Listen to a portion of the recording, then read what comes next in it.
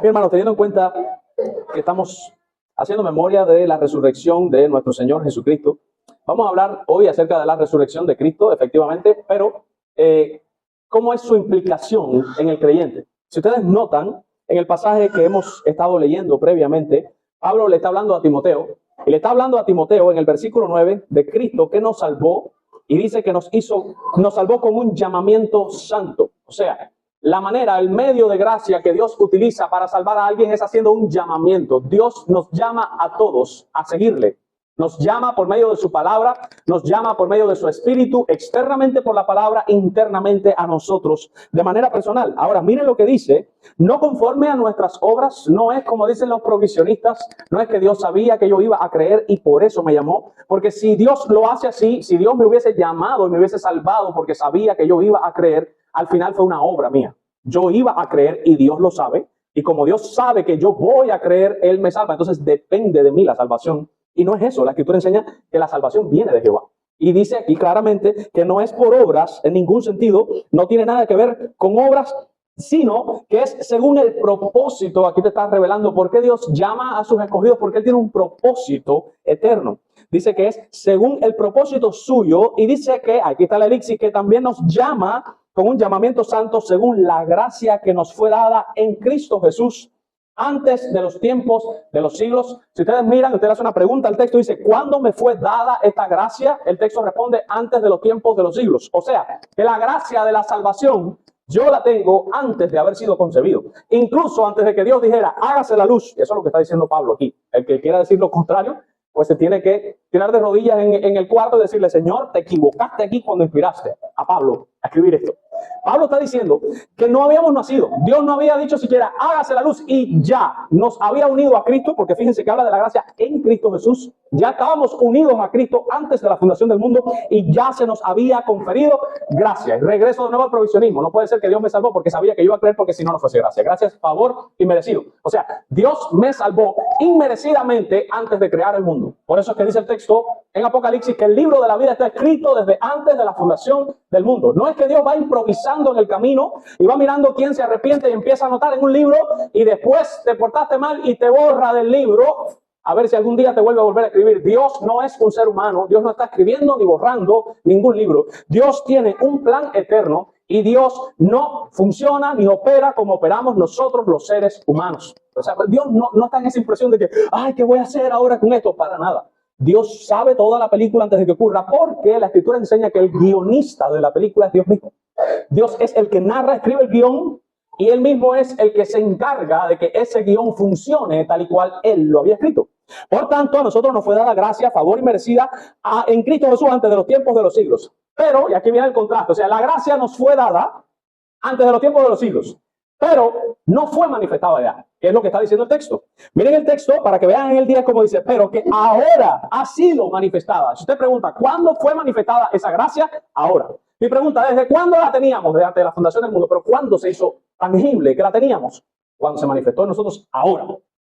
Ahora es que yo sé que la gracia me fue dada antes de la fundación del mundo. Es como alguien decía, todas las personas cuando nacen en Cristo nacen arminianos, hasta que comienzan a leerse la Biblia y a estudiarla y se vuelven calvinistas. Pero todos nosotros nacimos en el Evangelio siendo arminianos. Eso es inevitable. Porque ser arminiano es mirar la Biblia desde una perspectiva humana y somos seres humanos. Entonces, cuando usted lee, usted lo mira desde la perspectiva humana, ven y a mí todos los que están trabajando. Ah, no, yo sé, pues yo fui, por eso estoy aquí. Dios me salvó porque Él dijo, venid a mí y yo fui. Eso es arminianismo. Eso es un énfasis demasiado acentuado en el hombre. No depende de nosotros, depende del Señor. El calvinista lo mira desde otro ángulo. El calvinista sabe que es un ser humano, obviamente, y por eso a veces hablo como un ser humano. Digo, vengan a Cristo, arrepiéntanse, esto hablo como un ser humano, pero yo sé que si Dios nos concede la fe, el arrepentimiento, no van a venir nunca. Pero bueno, soy un ser humano. Yo no soy Dios, yo no puedo hablar como Dios. Y la Biblia dice que Dios ruega por nosotros. Dice la Escritura. Pero cuando el calvinista escoge, él dice, ¿sabe que es un ser humano? Hay una visión humana de la Escritura, sí, pero hay también una divina. Y el calvinista opta por intentar mirar el cuadro de la salvación desde la perspectiva divina. Y hermano, definitivamente la perspectiva de Dios es mejor que la nuestra, porque solo Dios es perfecto y solo Él tiene una correcta percepción de la realidad. Y Él reveló en este libro cómo es que Él ve las cosas. Y recuerden de la perspicuidad de la Biblia. La Biblia está escrita de manera perspicua, eso significa que Dios habla de una manera que pueda ser entendido. Y usa antropomorfismo, y por eso dice, venid a mí todos los que estáis trabajados y cargados. Y dice, no, yo puedo venir. Y después ves al propio Cristo diciendo, ninguno puede venir a mí si no le fuere dado del cielo. Por eso es que dice, venid a mí, hablando perspicuamente en un lenguaje humano para que lo puedan entender sus discípulos que tienen la responsabilidad de seguirlo, pero después hablando como Dios, deja claro, ninguno puede venir a mí si no le fuere dado del Padre. Entonces, mis hermanos, regresando al tema, dice el texto que esa gracia se manifestó ahora por la aparición de nuestro Señor y Salvador Jesucristo. O sea, cuando Cristo se encarnó y vino, se manifiesta esa gracia. ¿Qué trae esa gracia? Dice, la cual quitó la muerte. O sea, Cristo manifestando esa gracia, Cristo quitó la muerte y sacó a la luz la vida y la inmortalidad por el Evangelio. Vamos a ver. El Evangelio, Cristo, por medio del Evangelio, recuerden que es el Evangelio que hemos dado toda esta semana. Nacimiento, vida, muerte, resurrección y ascensión de Jesucristo. Es vida y obra de Jesucristo. Dice que por medio del Evangelio Cristo hizo dos cosas. Quitó la muerte, número uno. Y número dos, sacó a la luz, reveló, mostró qué cosa es la vida y qué cosa es la inmortalidad. Hermanos, en el Antiguo Testamento hay 2 o 3 pasajes nada más que dan a entender la resurrección, pero no lo hablan así, categóricamente, explícitamente, no. En un salmo dice, Él nos guiará más allá de la muerte, dándolo a entender. En Daniel dice claramente que los muertos resucitarán y volverán a la vida, pero no te dice claramente, no dice resucitarán, dice se levantarán. Muchos de los que duermen se levantarán. Y da a entender algo, pero no lo explica. Es el Nuevo Testamento, es ahora en el Nuevo Pacto, en la gracia, en donde Cristo, por medio también de sus profetas, revela en la Escritura qué cosa es la resurrección y qué cosa es la vida eterna como tal y la inmortalidad. Por medio del Evangelio se revela esto. Y precisamente hoy que estamos hablando de la resurrección de Cristo, vamos a ver cómo el Evangelio, en primer lugar, cómo Cristo, por medio del Evangelio quitó la muerte. Número 2, cómo sacó a la luz la inmortalidad. Y número 3, cómo todo eso fue por medio del Evangelio. Vamos al primer punto. Como dice el versículo 10. Dice el cual quitó la muerte. Cristo quitó la muerte. ¿Cómo la quitó? Vamos a ir a Hechos de los Apóstoles, capítulo 2, versículos del 22 al 24. Hechos de los Apóstoles, capítulo 2, versículos del 22 al 24. Aquí está hablando Pedro cuando se derrama el Espíritu Santo, para ubicarlos en contexto, y las personas están diciendo que la gente está borracha, y Pedro sale y no, aquí no hay nadie borracho, y empieza a hablar, pero Pedro no siguió hablando del Espíritu Santo. Él empezó, no hermanos, esto que ustedes ven es el Espíritu que se ha derramado, pero a este varón, y ya brincó para Cristo, porque la predicación debe ser cristocéntrica. Por eso Pablo decía que él predicaba a Cristo y a este crucificado. Dice Hechos de los Apóstoles, capítulo 2, a partir del versículo 22. Varones israelitas, le está hablando Pedro a los judíos. Oíd estas palabras. Jesús Nazareno, varón aprobado por Dios entre vosotros con las maravillas, prodigios y señales que Dios hizo entre vosotros por medio de él, como vosotros mismos sabéis. A Cristo obviamente, entregado por el determinado consejo y anticipado conocimiento de Dios. Ustedes obviamente prendieron y mataron por manos de inicuos crucificándole. Al cual, miren, Dios levantó, o sea, ustedes lo mataron, pero Dios también hizo algo con él. ¿Y qué hizo? Lo levantó, sueltos los dolores de la muerte, por cuanto era imposible que fuese retenido por ella. Vamos allá. Cristo quita la muerte. Vamos a regresar un poco y hacer un poco de teología con la muerte. ¿Qué cosa es la muerte según la Biblia? El resultado o el efecto directo del pecado. ¿Qué cosa es el pecado? Transgresión de la ley. ¿Qué cosa es transgredir la ley? Quebrantar o desobedecer. O sea, Dios nos ha enseñado la palabra que cuando usted se revela o desobedece la ley santa de Dios, el castigo inherente que trae esa desobediencia es que usted muera. Y es morir en el sentido físico. Sí, te vas a morir, te vas a ir para la tumba y te vas a regresar al polvo. Y es morir espiritualmente también. Por eso Adán y Eva no cayeron ahí en el momento por gracia. Ellos no cayeron en el momento ahí por gracia, pero sí murieron espiritualmente. Y viene Jehová y se escondieron de él. Como si él fuera un extraño para ellos. Se escondieron y se taparon, se cubrieron, como si Dios nunca los hubiese visto desnudos. Dios que los creó y los formó a ellos y estaban desnudos todo el tiempo delante de él, ahora de repente les da pena. Es como que ahora mi niña chiquitica tenga pena que yo la vea. Si yo hasta la baño. No sé si me entienden. Ahora de repente están escondiéndose y no quieren hablar con él y lo oyen y me voy y se dan cuenta que han muerto espiritualmente. Esa muerte es el resultado del pecado. Y dice la Escritura que la paga del pecado es muerte. Y cuando dice ahí la paga es el salario. O sea, tú has cometido pecado, ven que Dios te va a dar el salario que tú te has merecido. Cógelo, muerte. Ahora, ¿qué es lo que ocurre con Cristo? Cristo tuvo una vida perfecta. Cristo nunca pecó. Por consiguiente, Cristo no merece muerte. Les voy a decir más. Lo que le da autoridad a la muerte es el pecado. O sea, miren el texto, vamos a regresar ahí a Hechos de los Apóstoles en el 24, capítulo 2, versículo 24, dice, en la parte B dice, por cuanto era imposible que fuese, y miren la frase que utiliza, fuese retenido por ella. Era imposible que fuese retenido por, ahí está en voz pasiva, ¿sí o no? Cristo, no pudo ser posible que él pasivamente, sin hacer nada, fuese retenido. La idea es que te quedas aquí. Aquí está Cristo y que la muerte lo retiene y le dice, aquí te quedas y no te puedes moverte. Dice la Escritura que es imposible que la muerte pudiese haber retenido a Cristo. O sea, la muerte no tenía potestad con Cristo. O en otras palabras, me gustó esta frase que me vino a la mente, la muerte quedó inoperante con Cristo. La muerte no lo puede, a pesar de que está ahí, está muerto, está en su reino. Estoy personificando la muerte, pero es para que entiendan. Está en su reino, pero la muerte no le puede decir arriba que te quedaste. ¿Por qué? Porque lo que le permite a la muerte poder enseñorearse de las personas es que haya pecado. Como Cristo no tiene pecado, pues él está ahí, la muerte lo está viendo y no le puede hacer nada. Queda inoperante, no tiene por dónde atajar, no puede cogerlo. Y Cristo la deja inoperante y él está activo, no pasivo. Y por tanto dice la Escritura que el Padre lo levantó, dice aquí, pero Cristo mismo dijo, tengo poder para poner mi vida y tengo poder para volverla a tomar. O sea, Cristo mismo también usó de su poder y se levanta y la muerte mira como Cristo se va y no le puede decir, ven acá, porque no tiene nada por donde agarrar. Por tanto, por eso es que el texto dice, sueltos los dolores de la muerte. Quedaron sueltos. No se pudo agarrar. ¿Por qué? Porque era imposible que la muerte pudiese retener a Cristo. Por tanto, como vemos en primer lugar, Cristo quita la muerte. ¿Cómo la quita? Dejándola inoperante. ¿Y cómo la deja inoperante? Quitándole lo que le da autoridad a ella. ¿Qué es lo que le da a ella autoridad? El pecado. Cuando Cristo muere en la cruz, vamos a regresar al viernes, Cristo expía el pecado de nosotros. Pero Él no tiene pecado. Él no tuvo que hacer expiación por Él. Por tanto, cuando Él está muerto, Él no tiene pecado y no lo pueden retener. Suelto los dolores de la muerte. Adiós. Dejó inoperante a la muerte. Ahora, dejó inoperante la muerte sobre Él y dejó inoperante la muerte sobre nosotros también. Porque como hemos sido unidos a Él en su muerte y en su resurrección y como Él expió, lavó todo nuestro pecado, cuando nosotros muramos, ciertamente resucitaremos y la muerte no tendrá poder sobre ninguno de los escogidos de Dios porque Cristo ha quitado el pecado que le daba la autoridad a ella y porque el cristiano está unido a Cristo desde antes de la fundación del mundo, como decía Pablo en Timoteo. Y por tanto, la muerte ha sido suelta. Esos dolores no los puede retener. Ahora bien, si usted mira en 2 Timoteo 9 y 10, dice claramente, en primer lugar, que quitó la muerte. En segundo lugar, que sacó a la luz la inmortalidad. O sea, él quitó la muerte, pero también sacó a la luz, reveló, dio información, mostró, enseñó a los hombres acerca de la vida y la inmortalidad. Vamos a ir. Vamos a ir a primero a los Corintios, capítulo 15, versículos desde el 20 al 22.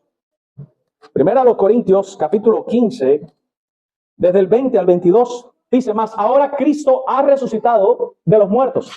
Primicias de los que durmieron es hecho.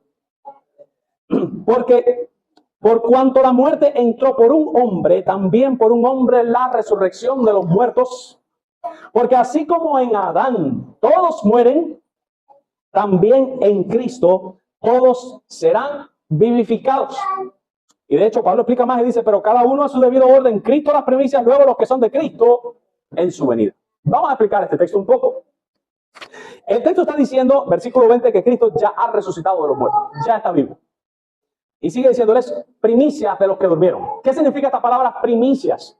Hay que regresar al contexto del Antiguo Testamento. Las primicias era una fiesta que celebraban los judíos en donde había como una primera recolección de cosecha. Había un periodo X del año donde llegaba la fiesta de las primicias en donde la gente salía a cegar. Entonces cegar lo que habían plantado y recogían como una primera parte. Esa primera parte eran las primicias y se hacía como una fiesta y ellos también ofrendaban de esas primicias y se las daban a los levitas y todas estas cuestiones. Ahora, ¿qué está diciendo el texto? Cristo es la primicia. ¿Qué significa eso? Que Cristo resucitó, pero no es el único que va a resucitar. Es el primero que resucitó. Pero después Él va a resucitar más personas, ahí estamos nosotros.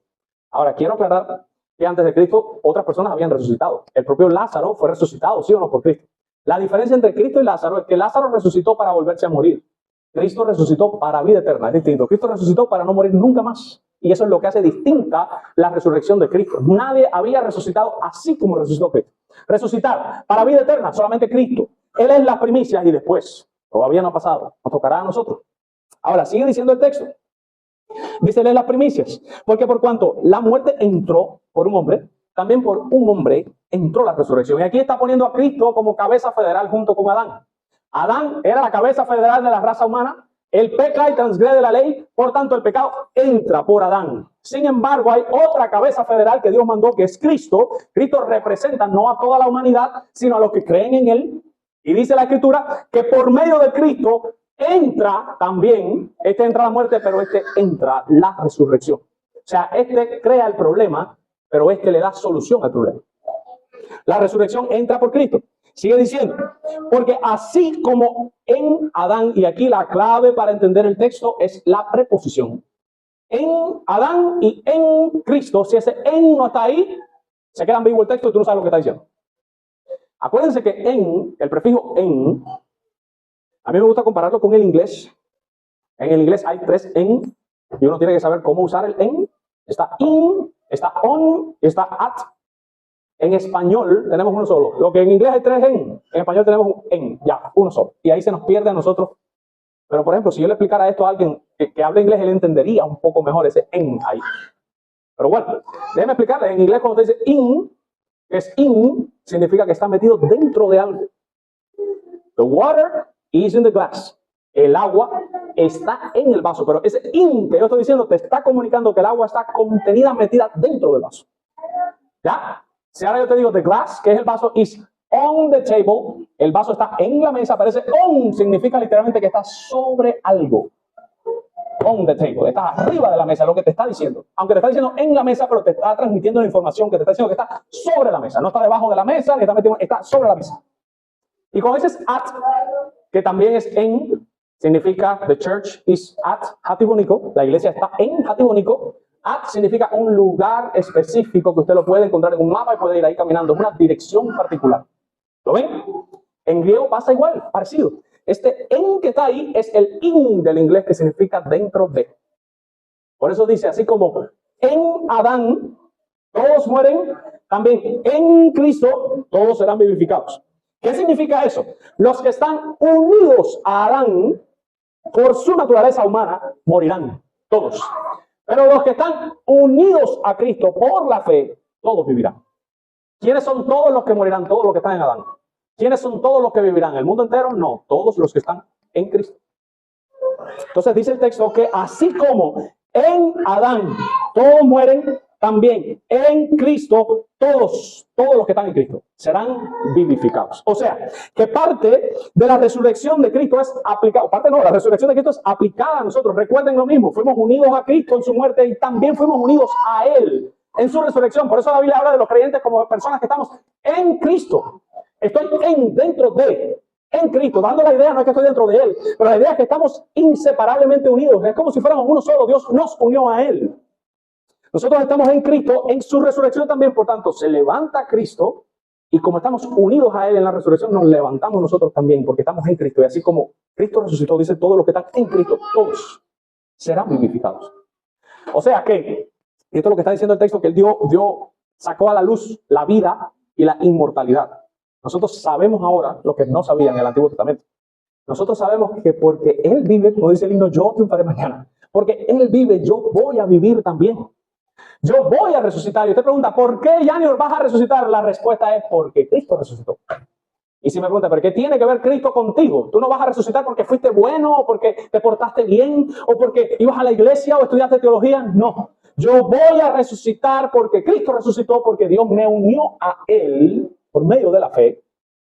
Y así como Él murió, yo morí junto con Él y Él mató al Janior pecaminoso y malvado. Y así como Él resucitó, yo viví juntamente con Él y Él me dio un Janior nuevo, una nueva creación. Pero ese Janior nuevo no se va a quedar la vida entera contenido dentro de este cuerpo viejo y malvado, sino que así como Él vive, yo viviré igual que Él y tendremos un cuerpo glorificado semejante a el que Él tiene.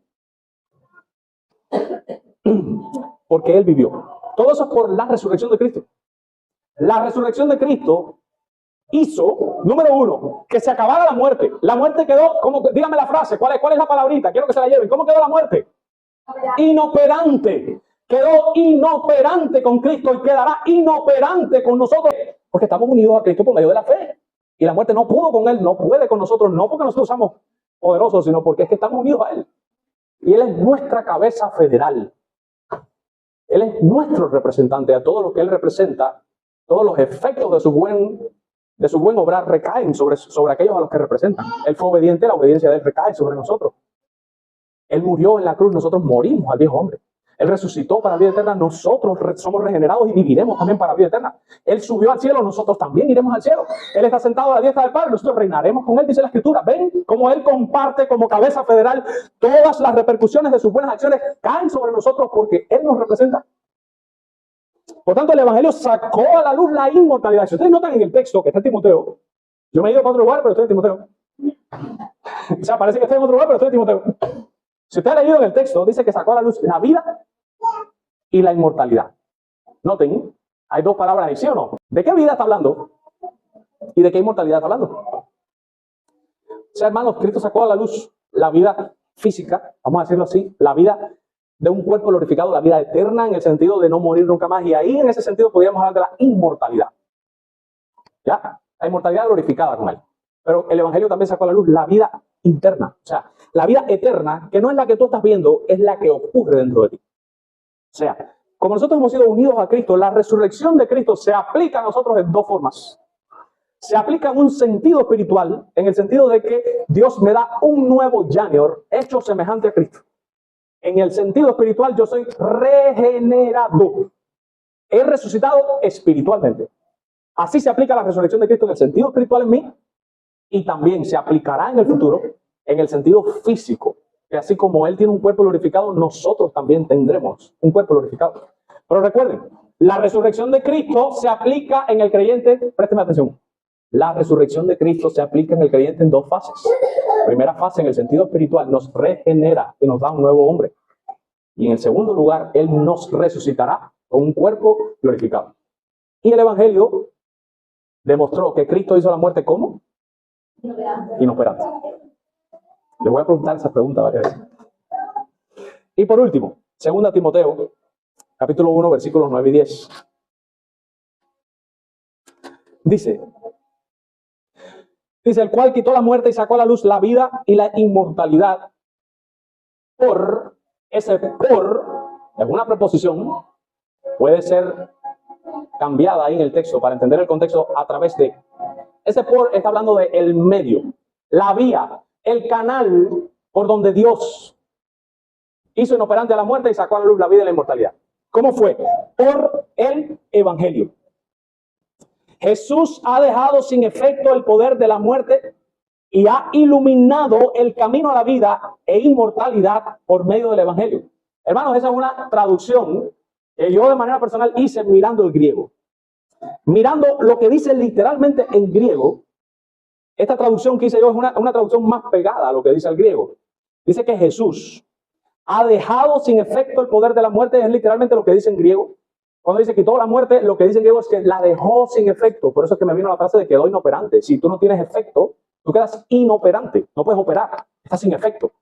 Dice que Cristo dejó sin efecto la muerte, el poder de la muerte, de hecho, el poder de la muerte lo dejó sin efecto sobre nosotros nada más, que quede claro, no sobre el mundo entero.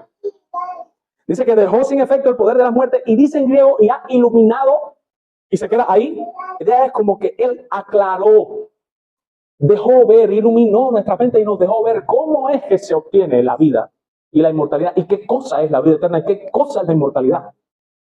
Ahora, todo eso lo hizo Cristo por medio del Evangelio. Hermanos, la palabra inmortalidad que viene ahí en el griego original, cuando usted lo busca, significa literalmente incorrupción. Vamos de nuevo a la etimología de la palabra. Es un prefijo que está delante de la palabra que significa no o sin y corrupción. O sea, la inmortalidad de la que está hablando aquí es que Dios ha revelado cómo nuestros cuerpos pueden quedarse para siempre sin corromperse. ¿Dónde se corrompe el cuerpo? Me viene a la mente un salmo que les tiene que venir a la mente. Porque no dejarás mi alma en el Seol, ni permitirás que tu santo vea corrupción. Dice el texto, un salmo mesiánico, está hablando Cristo. Cristo dijo, no dejarás mi alma en el Hades, ni permitirás que tu santo vea corrupción. Y aquí está diciendo la inmortalidad, la incorrupción. ¿Qué cosa es la corrupción? ¿Y dónde se obtiene esa corrupción? ¿Dónde se corrompe el cuerpo? ¿Cómo es? Cuando se muere. En la tumba. Por eso es que Jesús dice, no dejarás mi alma en el Hades, ni permitirás que tu santo vea corrupción. Voy a traducírselo de otra manera. no me vas a dejar muerto y no va a dar tiempo siquiera que mi cuerpo se descomponga. Esa es la corrupción. Los gusanos no me van a comer, dice Cristo, no va a dar tiempo. Yo voy a resucitar tan rápido que el cuerpo no le va a dar tiempo a descomponerse. Esa es la corrupción. O sea, Dios, por medio del Evangelio, por medio de la resurrección de Cristo, sacó a la luz la inmortalidad, la incorrupción de nuestra carne, de nuestro cuerpo, de nuestro ser también. Cuando nosotros tengamos ese cuerpo glorificado, mis hermanos, seremos incorruptos en todo el sentido de la palabra, ni espiritualmente ni físicamente tampoco. No habrá ningún tipo de corrupción ni en el alma, porque no habrá pecado, ni habrá tampoco ningún tipo de corrupción en nuestro cuerpo. Tendremos un cuerpo glorificado como el de Cristo, y todo eso por causa de la resurrección de Cristo. Y dice el texto ahí en Timoteo, versículo 10, que él lo saca por medio del Evangelio. Por tanto, voy a concluir completando esta idea con otra idea de Pablo. Si usted ha mirado, todos los textos que he usado, exceptuando Hechos de los Apóstoles, todos fueron de Pablo. Ustedes saben que Pablo fue aquella persona a la que Dios le dio esa iluminación inmensa para explicar las grandes verdades del Evangelio y de la doctrina cristiana. Vamos a completar con él mismo. O sea, estoy haciendo el contexto del autor. Estoy trabajando el mismo tema, intentando mirar desde el mismo autor, cómo el mismo autor lo ha explicado de distintas maneras en distintos lugares. Vamos ahí entonces a ir a Romanos, capítulo 6, y vamos a leer versículos 9 y 10, y ya con este texto vamos a terminar. Romanos, capítulo 6, versículos 9 y 10. Dice el texto, sabiendo que Cristo, habiendo resucitado de los muertos, ya no muere, ven, ya no se corrompe, no se le va a corromper el cuerpo, no se le va a morir nunca más. Regresamos, sabiendo que Cristo, habiendo resucitado de los muertos, y esta frase, habiendo resucitado de los muertos, me suena perfectivo en griego, esa combinación de habiendo resucitado, ese gerundio con el haber, con el participio detrás, eso siempre me suena a perfectivo en griego. Si está en perfectivo en griego, significa que lo hizo y terminó la obra, y es obvio, nunca más va a volver a resucitar, nunca más, ya la hizo una vez y para siempre. Habiendo resucitado de los muertos, estoy en el versículo, Dios mío, 9. Habiendo resucitado de los muertos, ya no muere, la muerte no se enseñorea, y ahora aquí añade algo, un adverbio, más, no se enseñorea más de él. Ya no puede nunca más, no lo puede tocar, se quedó inoperante para siempre. Sigue diciendo el texto, porque en cuanto murió, está hablando de Cristo, al pecado murió una vez por todas. Y dice, y en cuanto vive, para Dios vive. Vamos ahí. Dice que en cuanto Cristo murió, murió el pecado una vez y para siempre. Y en cuanto vive, ahí está muerte y resurrección. Para Dios vive. Recuérdense que Cristo es nuestra cabeza federal y todo lo que le pasa a Él es aplicado a nosotros, a veces en menor grado porque Él no puede aplicarnos su poder, su soberanía, pero sí nos comunica todas esas gracias que emanan de Él como cabeza federal. Dice que cuando Él muere, la muerte no se enseñorea más de Él. Dice, la muerte no puede enseñorearse más de Él porque se comprobó que quedó inoperante para con Cristo por cuanto carece de pecado. Y por consiguiente, Él despoja a la muerte y toda la autoridad que tiene sobre Él, porque la paga del pecado es muerte y Él no tiene pecado. Por tanto, con su muerte, Él demostró que la muerte ya no puede acabar como estaba acabando. La muerte no puede operar como operaba sobre todos los seres humanos. Todos los seres humanos que morían, todos se tenían que quedar ahí y nadie podía resucitar. Por eso les digo que esto fue el primero en resucitar para vida eterna. Nadie nunca había podido haberlo hecho. Y si Cristo no baja y se encarna y hace lo que hace, nadie nunca lo hubiese podido hacer. Todos hubiésemos regresado al polvo, nuestro espíritu hubiese sido enviado al infierno, nos hubiésemos quemado ahí la vida eterna por toda la eternidad, sin esperanza y sin consuelo para nosotros. Pero Cristo vino y se encarnó, siendo Dios perfecto, se hizo también un hombre perfecto, vivió una vida perfecta, en obediencia perfecta, hizo un sacrificio perfecto, de manera tal que la muerte se quedó inoperante, resucitó de manera perfecta, ascendió perfectamente, se sentó perfectamente, intercede perfectamente, regresará perfectamente, pero ha aplicado también perfectamente los efectos de su muerte sobre su iglesia y los efectos también de su resurrección. Y mire ahora la resurrección, dice que por cuanto muere, la muerte muere.